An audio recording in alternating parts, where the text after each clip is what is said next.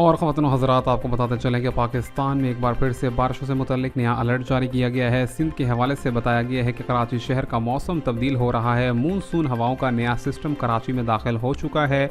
अगले 24 घंटे के दौरान में कराची शहर में कहीं हल्की और कहीं तेज़ बारिश का इम्कान है। इसी के साथ साथ महकमा मौसमियात ने क्या मौसमियाती तब्दीलियाँ बताई हैं अगले 4 रोज़ के हवाले से, वो भी आपको बताएंगे इस वीडियो में।